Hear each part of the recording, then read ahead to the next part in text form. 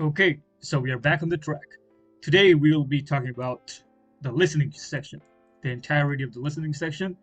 So in the previous introductory video, which by the way is over here if you still haven't watched it, over there I had made mistake by suggesting that like you will have 40 minutes and then you will get extra 10 minutes. Actually, I was mistaken. It's actually 30 minutes for listening to the entire recording, and also you have to write down your answers on the question paper. Like you'll be given two separate pieces of paper. Like the okay, imagine that this is the question paper and this over here is the answer sheet. So on the question paper, it'll be like a booklet. It'll have many pages and not just a single one. You're free to write down drafts. Like you can use a pencil or a pen, whichever you prefer. I would personally suggest a pencil because it's easier to erase in case you made a mistake. So in the first part of the listening exam, during the 30 minutes, you just have to put on your headphones, wait for the instructions, and as soon as they say that you can now turn over to section, like there will be several sections within the listening test, like section 1, section 2, and blah blah blah. So there obviously the list of the recording itself will provide all the explanations and the instructions, so you just need to listen carefully. And while you're listening to the recordings, there will be the questions over here. As soon as you find any sort of hint or anything that's that you think might be important, or you just need to jot down anything that you think that might be part of the question, because obviously you first up you'll only look at the questions before the recording even starts. So it's better to well, I will explain in a bit what might be the possible advice and the strategy to handle the listening exam. And as for the answer sheet, in my case, there was answer sheet where there were blanks, 40 blanks for 40 questions, and on the other side there was another like similar answer sheet for the reading test. So the answer sheet is what they're actually going to mark. Remember.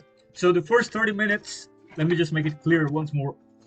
Just you write down all your answers and notes on the margins, and you write down the answers in the questions. Like you'll be filling the blanks, MCQ, you just circle, and then just try to mark down like which would be the answers, final answers. And when the time is up, you will have 10 extra minutes.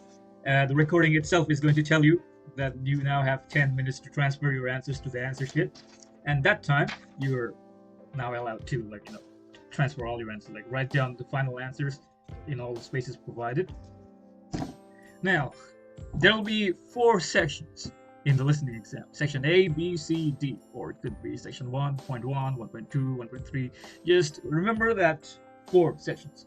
The first section usually contains the recording, a conversation between 2 people. Like, you'll obviously be hearing something like a person talking over the telephone.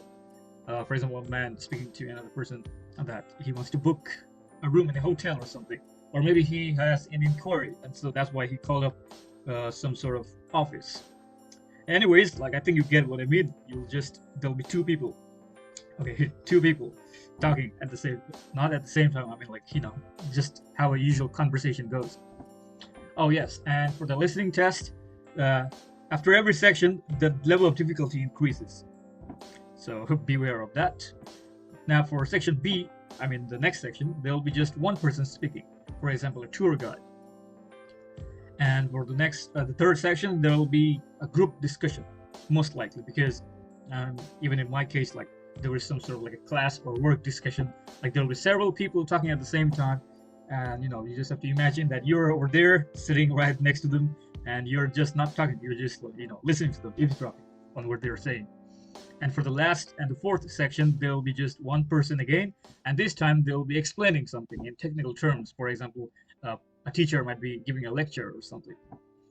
And now for the advice, I would say that at the beginning of every section, like you should read the instructions written down over here very carefully before the recording actually starts. So also, if you have the opportunity, for example, if you turn over the page and, for example, you have 2 pages, and over here, okay, for better clarity, imagine that you opened up, since it's going to be like a booklet, So 2 pages. Obviously, you have answered all the questions over on this side, so you will have some time to look at what's coming up.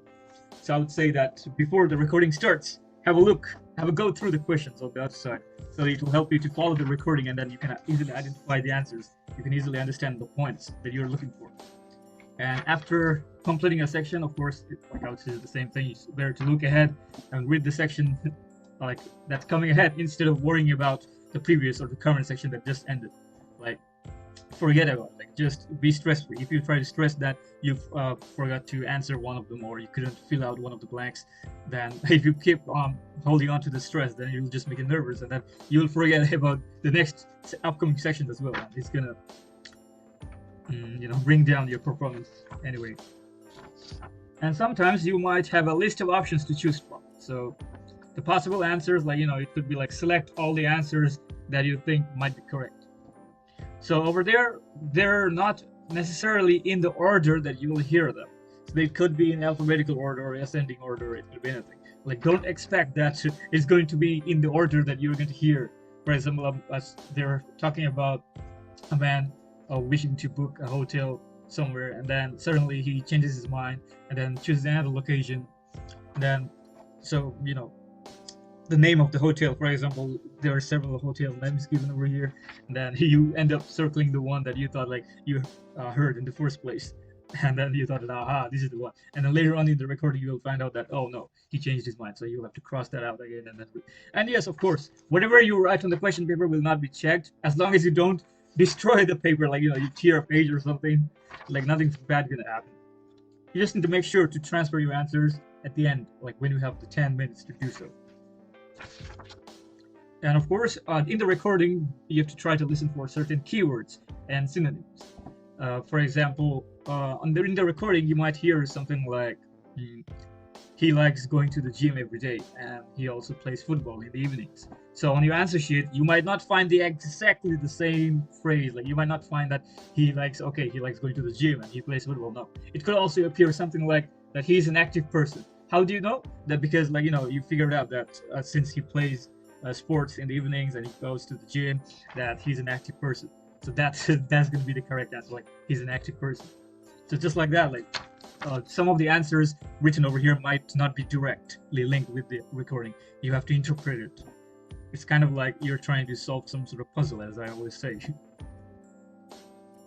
And of course, sometimes, every time you see someone is spelling out something, it's a guarantee that it's going to be there. Like, at least one question will be about it. So as soon as something is being spelled out in the recording, like, ABC, like cheddar, like cheddar cheese, CHEDDAR. So you just quickly jot it down. Like, no matter what you're doing, like, immediately stop what you're doing and then like write down, because most of the time the words might be uncommon because they're usually the names of addresses or people's names. And then you also need to know the English alphabet and how each letter is pronounced, so it will help you to determine that what exactly is the letter. For example, there are certain words in English, and even numbers, like 13 and 30. Like, see how it's pronounced. 13, like 1 and 3, and 30 and 3, 0. Just like that. And also, sometimes it's a good strategy that sometimes when you're listening to the recording, you'll find some of the options, they don't really fit to the recording scenario. So you're free to, cross out some of them that you think that they don't fit. That will make it easier for you to identify the right answer. It's kind of like I think it's called the method of elimination or something. That's quite a strategic technique used in quite a lot of other studies as well. And for writing dates, you don't have to worry about it. Like, for example, it could be 22nd January. You can even write it down as January 22 or 22 January. They're all correct. And of course, like, I just cannot stress this enough to let you get rid of your stress. That if there are questions that you cannot answer, you must leave them there. Please just move on to the next question. This will help you to stay calm and positive. And of course, at the end, if you have time, like at the 10 minutes time frame at the end, if you have time, then you're free to go back to these questions and find the answer. So that's pretty much it about the listening part of the exam. I wish you all a good luck. and I'm going to leave the rest of the links to the other sections in the descriptions. I'm Dewan Mukto, and it's been an honor to teach you about IELTS. Have a good day.